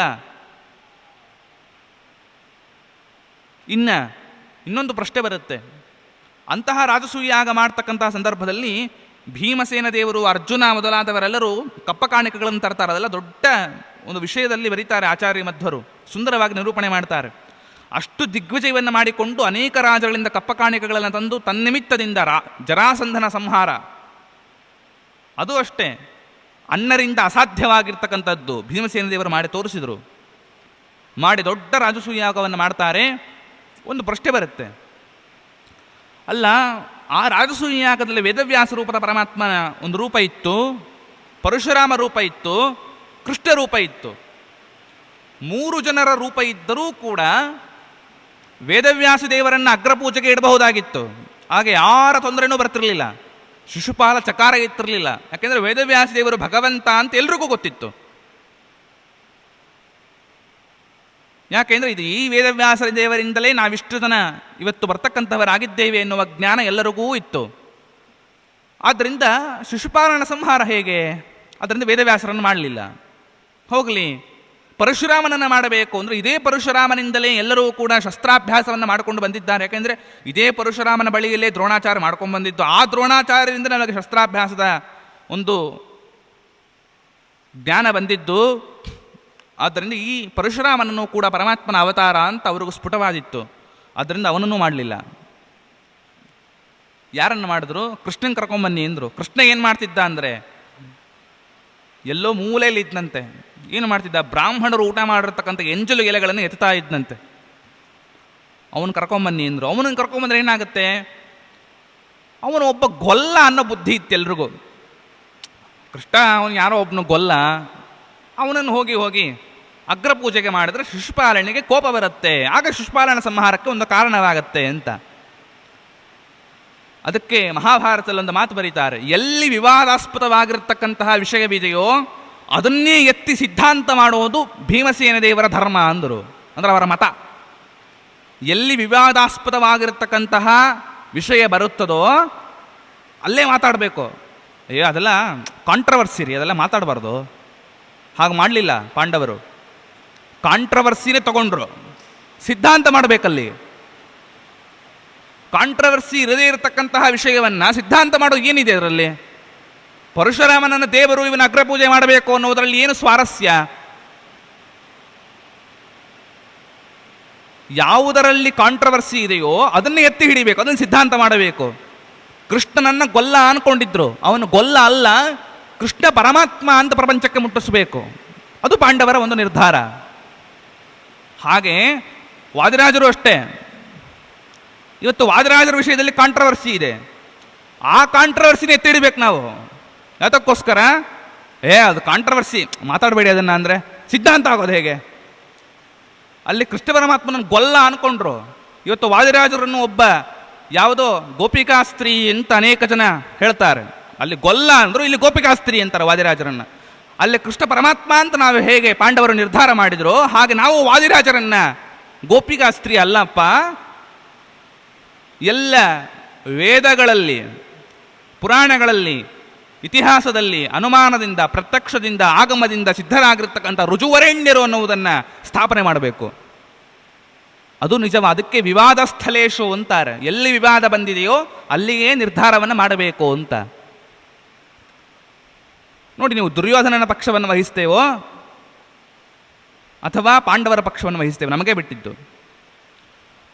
ಹೀಗೆ ಆ ಕೃಷ್ಣ ಪರಮಾತ್ಮನ ಅಗ್ರಪೂಜೆ ಮಾಡ್ತಾರೆ. ಇದೆಲ್ಲವಾದ ಮೇಲೆ ಒಂದು ಮಯನಿರ್ಮಿತವಾಗಿರತಕ್ಕಂತಹ ಶಿಶುಪಾಲನ ಸಂಹಾರವಾಯಿತು. ಮಯನಿರ್ಮಿತವಾಗಿರತಕ್ಕಂಥ ಸಭಾಭವನ ನೋಡಬೇಕು ಅಂತ ಎಲ್ಲ ರಾಜರು ಕೂಡ ತಮ್ಮ ತಮ್ಮ ಪಟ್ಟಣಗಳಿಗೆ ಹೋಗದ ಮೇಲೆ ದುರ್ಯೋಧನ ಮಯನ ನಿರ್ಮಿತವಾಗಿರ್ತಕ್ಕಂಥ ಸಭೆಯನ್ನು ನೋಡಬೇಕು ಅಂತ ಬರ್ತಾನೆ. ಒಂದು ಬಾಗಿಲನ್ನು ನೋಡ್ತಾನೆ, ಅದು ಬಾಗಿಲು ಅಂತ ಕಾಣಿಸಲ್ಲ ಅವನಿಗೆ. ಹಾಗೆ ಮುಂದೆ ಹೆಜ್ಜೆ ಇಡ್ತಾನೆ. ಆಗ ನಕುಲ ಸಹದೇವರು ತಡಿತಾರೆ, ದುರ್ಯೋಧನ ಅದು ಬಾಗಲು ಅಂತ. ಸರಿ, ಸ್ವಲ್ಪ ಅವನಿಗೆ ಮುಜುಗರವಾಗತ್ತೆ, ಅವಮಾನವಾದಂತೆ ಆಗ. ಮೊದಲೇ ಅಭಿಮಾನ, ಅವನು ಮಹಾ ದುರಭಿಮಾನಿ ದುರ್ಯೋಧನ. ಈ ಕಡೆ ಬಂದ, ಇನ್ನು ಸ್ವಲ್ಪ ಮುಂದಕ್ಕೆ ಹೋಗ್ತಾನೆ. ಅಲ್ಲಿ ಒಂದು ಸಣ್ಣ ಕುಂಡ, ಅದರಲ್ಲಿ ನೀರಿಲ್ಲ ಅಂತ ಅನ್ಕೊಂಡು ಹೆಜ್ಜೆ ಇಡಬೇಕು ಅಂತ ಹೋಗ್ತಾನೆ. ನೀರಲ್ಲಿ ಕಾಲಿಟ್ಬಿಡ್ತಾನೆ. ದ್ರೌಪದಿ ದೇವಿ, ಕೃಷ್ಣ ಪತ್ನಿಯರು ಎಲ್ಲ ಒಂದು ಕಡೆ ಕೂತ್ಕೊಂಡಿರ್ತಾರೆ, ಅದನ್ನು ನೋಡ್ತಾ ಇರ್ತಾರೆ. ದ್ರೌಪದಿ ದೇವಿ ನಗುತ್ತಾಳೆ. ಆಗ ಕೃಷ್ಣ ಪರಮಾತ್ಮ ಮಗುಳ್ನಕ್ಕು, ಯಾಕೆಂದರೆ ಇಲ್ಲಿಂದ ಕುರುಕ್ಷೇತ್ರ ಪ್ರಾರಂಭವಾಯಿತು ಅಂತ ಅಲ್ಲಿಗೆ. ಆದ್ದರಿಂದ ಹಸನ್ಮುಖಿಯಾಗಿ ನಕ್ಕು ಭೀಮಸೇನ ದೇವರ ಕಡೆ ತಿರುಗುತ್ತಾನೆ ಕೃಷ್ಣ ಪರಮಾತ್ಮ. ಅಂದರೆ ಕುರುಕ್ಷೇತ್ರ ಪ್ರಾರಂಭ ಅಂತ ಅಲ್ಲಿಗೆ. ಆಗ ಧರ್ಮರಾಜ ಎಲ್ರಿಗೂ, ಮೊದಲೇ ಧರ್ಮರಾಜ ಕಣ್ಸನ್ನೆ ಮಾಡ್ತಾನೆ, ಸುಮ್ಮನೆ ಕೂತ್ಕೊಳ್ಳಿ ಎಲ್ಲರೂ ಅಂತ. ದುರ್ಯೋಧನನಿಗೆ ಮಹಾ ಅವಮಾನವಾಗುತ್ತೆ. ಆ ಸಭೆಯಿಂದ ಈಚೆ ಬಂದು ಶಕುನಿ ಹತ್ರ ಮಾತಾಡ್ತಾನೆ. ಮಹಾ ನಾಸ್ತಿಕ್ಯದ ಅಭಿಮಾನಿ ದೇವತೆ ಶಕುನಿ. ಏನು ಮಹಾ ದೊಡ್ಡವನಲ್ಲ ಅವನು, ನಾಸ್ತಿಕ್ಯಕ್ಕೆ ಅಭಿಮಾನಿ ಶಕುನಿ ಎಂದರು. ಶಕುನಿಯನ್ನು ಕರೆದು ಮಂತ್ರಾಲೋಚನೆ ಮಾಡ್ತಾನೆ. ಎಂಥ ಕೆಲಸ ಆಗೋಯ್ತು. ದ್ರೌಪದಿ ಮತ್ತು ಭೀಮಸೇನ ದೇವರು ನನಗೆ ನೋಡು, ಅಷ್ಟು ಜನ ನಕ್ಕಿಟ್ಬಿಟ್ಬಿಟ್ಟ ಇವನು. ಬರೀ ದ್ರೌಪದಿ ಭೀಮಸೇನ ದೇವರು ಮಾತ್ರ ಇಟ್ಕೊಂಡ. ದ್ರೌಪದಿ ಭೀಮಸೇನ ದೇವರು ನನ್ನನ್ನು ನೋಡಿ ಅವಮಾನ ಮಾಡಿಬಿಟ್ರು. ಎಂಥ ಪ್ರಸಂಗ ಇದು, ಧಿಕ್ಕಾರ ಇದು. ಹೇಗಾದರೂ ಮಾಡಿ ಈ ಸೇಡ್ ತೀರಿಸ್ಕೋಬೇಕು ಅಂದ. ಇದು ದುರ್ಜನರ ಸ್ವಭಾವ. ಸಜ್ಜನರ ಸ್ವಭಾವ ಹಾಗಲ್ಲ. ಇದು ಮುಂದೆ ಬರುತ್ತೆ. ಅಷ್ಟು ಅವಮಾನ, ವನವಾಸ ಅಜ್ಞಾತವಾಸವನ್ನು ಮಾಡಿಸಿ ಅಷ್ಟು ಅವಮಾನ ಮಾಡಿದ್ದರೂ ಧೃತರಾಷ್ಟ್ರ ಸಂಜಯನ ಮೂಲಕ ಹೇಳಿ ಕಳಿಸ್ತಾನೆ ಪಾಂಡವರಿಗೆ, ಯುದ್ಧವನ್ನು ಮಾಡಬೇಡ ಅಂತ ಪಾಂಡವರಿಗೆ ಹೇಳಿಬಿಡು ಅಂತ ಸಂಜಯನ ಮೂಲಕ ಹೇಳಿ ಕಳಿಸ್ತಾನೆ. ಸಂಜಯನ ಮೂಲಕ ಮತ್ತೆ ಪಾಂಡವರು ಹೇಳಿ ಕಳಿಸ್ತಾರೆ, ದುರ್ಯೋಧನ ನಮಗೆ 5 ಗ್ರಾಮಗಳನ್ನು ಕೊಟ್ಟು ಬಿಡಲಿ, ನಾವು ತ್ಯಾಗ ಮಾಡಿಬಿಡ್ತೀವಿ. ಏನು ಅದು? ಅದು ಕ್ಷಮಾಗುಣ. ಅಷ್ಟು ದ್ರೌಪದಿ ವಸ್ತ್ರಾಪಹರಣ, ಅಷ್ಟು ಮಾನಭಂಗ, ಅಷ್ಟು ಅಜ್ಞಾತವಾಸ, ಪಾಂಡವ ಒಂದು ಅಜ್ಞಾತವಾಸ ವನವಾಸವಾಗಿರ್ತಕ್ಕಂಥ ಮೊದಲೇ ಅಷ್ಟು ಕಷ್ಟಗಳನ್ನು ಕೊಟ್ಟರೂ ಕೂಡ ಪಾಂಡವರು 5 ಗ್ರಾಮಗಳನ್ನು ಕೊಟ್ಟು ಬಿಡಲಿ, ದುರ್ಯೋಧನನ ಬಿಟ್ಟುಬಿಡ್ತೀವಿ ಎಂದರು. ಅಷ್ಟು ಕ್ಷಮಾಗುಣ. ದುರ್ಯೋಧನ ಹಾಗಲ್ಲ, ಏನೋ ಒಂದು ಸ್ವಲ್ಪ ನಕ್ಕಿದ್ದಕ್ಕೆ ಸೇಡ್ ತೀರಿಸ್ಕೋಬೇಕು ಒಂದು ದುರ್ಜನರ ಸಜ್ಜನರ ಒಂದು ವ್ಯತ್ಯಾಸವನ್ನು ತೋರಿಸ್ತಾರೆ. ಶಕುನಿ ಹೇಳ್ದ, ಯೋಚನೆ ಮಾಡಬೇಡ, ಜೂಜಾಟಕ್ಕೆ ಕರೆಯೋಣ. ಯಾಕೆ ಆ ರೀತಿಯಾಗಿ ಜೂಜಾಟವನ್ನು ಹೇಳ್ದ ಶಕುನಿ ಅಂತಂದರೆ, ವಾದಿರಾಜರು ಒಂದು ಮಾತನ್ನು ಹೇಳ್ತಾರೆ. ಶಕುನಿಯ ಹತ್ತಿರ ಇರ್ತಕ್ಕಂತಹ ಆ ಪಗಡೆಗಳೇನಿದೆ ಅದರ ಅವನು ಹೇಳದಂತೆ ತಿರುಗ್ತಾ ಇತ್ತು ಅಂತ ಅರ್ಥ. ಎಲುಬಿನಿಂದ ನಿರ್ಮಿತವಾಗಿರ್ತಕ್ಕಂತಹ ಆ ಪಗಡೆಗಳು ಶಕುನಿ ಹೇಳದಂತೆ ತಿರುಗ್ತಾ ಇತ್ತು. ಅದಕ್ಕೋಸ್ಕರ ಜೂಜಾಟಕ್ಕೆ ಕರೆದ ಅವನು.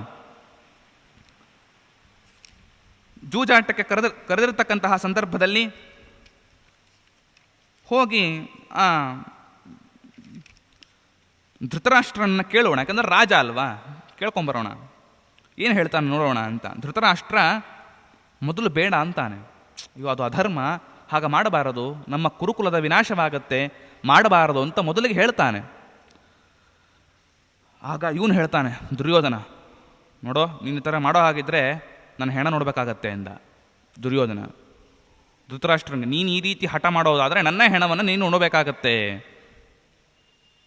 ಧೃತರಾಷ್ಟ್ರ ಅಷ್ಟಕ್ಕೂ ಹೇಳ್ತಾನೆ, ನೋಡು ದುರ್ಯೋಧನ, ಶಸ್ತ್ರವನ್ನು ಪ್ರಯೋಗ ಮಾಡಿ ಬಾಹುಬಲದಿಂದ ಯುದ್ಧವನ್ನು ಮಾಡು. ರಾಜಸೂಯ ಯಾಗವನ್ನು ಅವರು ಅನ್ಯಾಯದಿಂದ ಗಳಿಸಿದ್ದು ಅಲ್ಲ, ಬಾಹುಬಲದಿಂದ ದಿಗ್ವಿಜಯವನ್ನು ಮಾಡಿಕೊಂಡು ಧನವನ್ನು ಸ್ವೀಕಾರ ಮಾಡಿಕೊಂಡು ಬಂದಿದ್ದು. ಆ ರೀತಿ ಮಾಡು ಅಂದ. ದುರ್ಯೋಧನ ಹೇಳ್ತಾನೆ, ಶಸ್ತ್ರ ಅಂದರೆ ನಿನಗೆ ಅರ್ಥನೇ ಗೊತ್ತಿಲ್ಲ ಅಂದ ಅವನು. ದುರ್ಯೋಧನ, ಶಸ್ತ್ರ ಅಂದರೆ ಏನು ಗೊತ್ತಾ ಅಂದ ಅವರಪ್ಪಂಗೆ. ಏನು? ಅದಕ್ಕೆ ವಾದಿರಾಜರು ಹೇಳ್ತಾರೆ, ದುರ್ಯೋಧನ ಹೇಳ್ದ, ಶಸ್ತ್ರ ಅಂದರೆ ಪಗಡೆಯಾಟ ಮೂಲಕ ಅನ್ಯಾಯದಿಂದ ಗೆಲ್ಲುವುದು ಒಂದು ಶಸ್ತ್ರ ಅಂದ ದುರ್ಯೋಧನ. ವಾದಿರಾಜರು ಹೇಳಿದರು, ಇದೇ ಹೇಳಬಹುದು, ಈ ಅರ್ಥವನ್ನು ಹೇಗೆ ಕೂಡಿಸ್ದ ದುರ್ಯೋಧನ? ಅದಕ್ಕೆ ಹೇಳ್ತಾರೆ, ಶ ಎಂದರೆ ಶತ್ರು ಅಂತಕ್ಕಂಥವನನ್ನ ತ್ರಿಟು ಛೇದನೆ, ಶತ್ರುವನ್ನು ಛೇದನೆ ಮಾಡ್ತಕ್ಕಂಥದ್ದು ಯಾವ ಕಾರಣದಿಂದ ಆಗ್ಬೋದು, ಅದೇ ಶಸ್ತ್ರ ಅಂದ ದುರ್ಯೋಧನ. ವಾದಿರಾಜರು ಹೇಳಿದರು, ಅವನು ಮೂರ್ಖ ದುರ್ಯೋಧನ, ಶಸ್ತ್ರ ಅನ್ನುವ ಅರ್ಥವನ್ನೇ ವ್ಯತ್ಯಾಸ ಮಾಡಿಬಿಟ್ಟ. ನಿಜವಾಗಲೂ ಶಸ್ತ್ರ ಅಂದರೆ ಶಸ್ ಅಂದರೆ ಶಾಸನ, ತ್ರ ಅಂದರೆ ಉಪಾಯದಿಂದ ಧನುರ್ಬಾಣಗಳಿಂದ ಕೂಡಿಕೊಂಡು ಶಾಸನ ಮಾಡಿ ಗೆಲ್ಲತಕ್ಕಂಥದ್ದಕ್ಕೆ ಶಸ್ತ್ರ ಅಂತ ಕರೀತಾರೆ. ಅದರ ದುರ್ಯೋಧನ ಆ ಪದಕ್ಕೆ ಅಪಾರ್ಥವನ್ನು ಮಾಡಿಬಿಟ್ಟ. ಅದರಿಂದ ನಿಜವಾದ ಅರ್ಥವನ್ನು ದುರ್ಯೋಧನನೇ ಅಂತರ ಮಾಡೋದು. ಕಶ್ಚಿತ್ ದ್ವಿಜವರ ಶ್ರೇಷ್ಠ ಅಂತ ವಾದಿರಾಜರಿಗೆ ಹೇಳ್ತಾರೆ. ದ್ವಿಜವರ ಅಂದರೆ ಗರುಡನಿಗಿಂತಲೂ ಉತ್ತಮನಾಗಿರ್ತಕ್ಕಂಥವನು, ವರ ಶ್ರೇಷ್ಠನಾದವನು, ರುಜು ವಾದಿರಾಜರು ಅಂತ. ಇದು ನಿಜವಾದ ಅರ್ಥ. ಗುರುವರ ಚರಿತಾಮೃತದಲ್ಲಿ ಸ್ವಪ್ನ ವೃಂದಾವನಾಖ್ಯಾನದ ನಿರ್ವಕಾಶ ಪ್ರಮಾಣದಿಂದ ಕೂಡಿರ್ತಕ್ಕಂಥದ್ದು. ಆದರೆ ಕೆಲವರು ಏನು ಮಾಡಿದರು, ದ್ವಿಜವರ ಅಂದ್ರೆ ಕಶ್ಚಿತ್ ದ್ವಿಜವರ, ಯಾರೋ ಒಬ್ಬ ಮಂತ್ರಿ ಪುತ್ರ, ಅದರಿಂದ ಅವನನ್ನೇ ರಾಜರು ಅಂತ ಹೇಳೋರು ಮೂರ್ಖರು ಅಂತ ಕೆಲವರು ಮಾಡಿದರು. ಅಂತಹ ಅಪಾರ್ಥವನ್ನು ಮಾಡ್ತಕ್ಕಂಥವರು ದುರ್ಯೋಧನನ ಪಕ್ಷಕ್ಕೆ ಸೇರಿದವರು ಅಂತ ಅರ್ಥ. ನಿರವಕಾಶ ಪ್ರಮಾಣದಿಂದ ವಾದಿರಾಜರು ಯಾವ ರೀತಿಯಲ್ಲಿ ಶಸ್ತ್ರ ಎನ್ನುವುದಕ್ಕೆ ಅರ್ಥವನ್ನು ಮಾಡಿದರೋ ಹಾಗೆ ನಿಜವಾದ ಅರ್ಥವನ್ನೇ ಸ್ವೀಕಾರ ಮಾಡಬೇಕು ಅಂತ ಈ ರೀತಿಯಾಗಿ ತೋರಿಸ್ತಕ್ಕಂಥವರಾಗುತ್ತಾರೆ. ಅತಃ ಸ್ವಧರ್ಮ ಏವಾಯಂ ತವಾಪಿ ಸ್ಯಾತ್ ಫಲಂ ಮಹತ್ ಇತ್ಯುಕ್ತೋ ಮಾ ಫಲಂ ಮೇ ಅಸ್ತು. ಎಷ್ಟು ಮಾಡಿದ್ರೂ ಧೃತರಾಷ್ಟ್ರ ಬೇಡ ಅಂತಾನೆ. ಕೊನೆಗೆ ಕಲಿಯ ಆವೇಶ ಹೆಚ್ಚಾಗುತ್ತೆ. ಯಾಕೆಂದರೆ ದುರ್ಯೋಧನ ಹುಟ್ಟತಕ್ಕಂಥ ಸಂದರ್ಭದಲ್ಲಿ ಕಲಿಯ ಆವೇಶ ಅವನಲ್ಲಿ ಬಂದಿರುತ್ತೆ. ಧೃತರಾಷ್ಟ್ರ ಹೇಳ್ದ, ಆಗಲಿ ಮಾಡಿಕೊಳ್ಳಿ ಎಂದು ಬಿಟ್ಟ, ಸಮ್ಮತಿಯನ್ನು ಕೊಟ್ಟುಬಿಟ್ಟ. ಆಗ ಧರ್ಮರಾಜನ ಕರೆಯುವುದಕ್ಕೆ ವಿದುರನನ್ನು ಕಳಿಸ್ತಾರೆ. ಆ ವಿದುರ ಹೇಳ್ತಾನೆ, ಧೃತರಾಷ್ಟ್ರ, ನೀನು ಹುಟ್ಟುತ್ತಾನೂ ಕುರುಡ, ನಿನ್ನ ಮನಸ್ಸೂ ಕುರುಡಾಗಿದೆ, ಬಿಟ್ಟು ಬಿಡೋದನ್ನು ಮಾಡಬಾರದು, ಅದರಿಂದ ಕುರುಕುಲದ ನಾಶವಾಗತ್ತೆ, ನಾನಾ ರೀತಿಯಾಗಿ ಹೇಳ್ತಾನೆ. ಇಲ್ಲ, ಮಗನ ಮೇಲೆ ಅಷ್ಟು ಮೋಹ. ಈ ಮೋಹ ಯಾವಾಗ ಹೋಗುತ್ತೆ ಅಂದರೆ ಪಾಂಡವರು ವನವಾಸಕ್ಕೆ ಹೋದ್ಮೇಲೆ ಹೋಗುತ್ತಂತೆ ಇವನಿಗೆ, ಧೃತರಾಷ್ಟ್ರನಿಗೆ. ಅದಕ್ಕೆ ಆಮೇಲೆ ದಕ್ಷಿಣ ಗೋಗ್ರಹಣ ಮಾಡಿದ ಮೇಲೆ ಕುರುಕ್ಷೇತ್ರದ ಯುದ್ಧದ ಪ್ರಸಂಗದಲ್ಲಿ ಇನ್ನೇನು ಸಜ್ಜಾಗಬೇಕು, ಅವಾಗ ಧೃತರಾಷ್ಟ್ರನಿಗೆ ಬುದ್ಧಿ ಬಂದು, ಅಯ್ಯೋ ವಿದುರ ನೀತಿಯನ್ನು ಹೇಳಪ್ಪ ಅಂತ ಕೇಳ್ತಾನೆ. ಆಗ ಸನತ್ಸುಜಾತಿಯ ಅವನು ಸನತ್ಸುಜಾತ ಅಂತಕ್ಕಂಥವರು ಒಂದು ನೀತಿಯನ್ನು ಹೇಳ್ತಾರೆ. ಅದೆಲ್ಲ ವಿಚಾರವನ್ನು ಮತ್ತು ಈ ವಸ್ತ್ರಾಪಹರಣದ ಪ್ರಸಂಗವನ್ನು, ಯಾವ ರೀತಿಯಲ್ಲಿ ಜೂಜಿನಲ್ಲಿ ಸೋತ ಮೇಲೆ ಭೀಮಸೇನ ದೇವರ ಅದ್ಭುತವಾದ ಪ್ರತಿಜ್ಞೆಯನ್ನು ಮತ್ತು ಆ ಸನತ್ಸುಜಾತಿಯ ನೀತಿಯ ಕೆಲವೊಂದು ವಿಷಯಗಳನ್ನು, ಕೊನೆಯದಾಗಿ ನಾಳಿನ ದಿನ ಮಂಗಳವಾದ್ದರಿಂದ ವಾದಿರಾಜರು ಎಲ್ಲೆಲ್ಲಿ ಅದ್ಭುತವಾದ ವಿವರಣೆಯನ್ನು ಕೊಡ್ತಾರೆ ದ್ವಾರಕಾಪಟ್ಟಣದ ಬಗ್ಗೆ. ಮತ್ತು ಮೊಟ್ಟಮೊದಲನೇ ದಿನ ಹೇಳಿದ್ದೆ ನಾನು, ಧರ್ಮರಾಜ ಸತ್ತಾಗ ನರಕ ದರ್ಶನವಾಯಿತು, ದುರ್ಯೋಧನ ಸತ್ತಾಗ ಪುಷ್ಪವೃಷ್ಟಿಯಾಯಿತು ಅಂತ. ಇದು ಯಾವ ರೀತಿಯಲ್ಲಿ ಬಿಡಿಸಿದರು ವಾದಿರಾಜರು, ಇದೆಲ್ಲರ ಚಿತ್ರಣವನ್ನು ನಾಳಿನ ದಿನ ನಾವು ಚಿಂತನೆ ಮಾಡ್ತಕ್ಕಂಥವರಾಗೋಣ ಎಂಬಲ್ಲಿಗೆ ಇವತ್ತಿನ ಎರಡು ಮಾತುಗಳನ್ನು ರಾಘವೇಂದ್ರ ಪ್ರಭುಗಳ ಅಂತರ್ಯಾಮಿ ವಾದಿರಾಜರಿಂದ ಸಂಸೇವಿತನಾದ ಲಕ್ಷ್ಮೀ ಹೈಗ್ರೀವನಿಗೆ ಸಮರ್ಪಣೆ. ಶ್ರೀಕೃಷ್ಣಾರ್ಪಣಮಸ್ತು.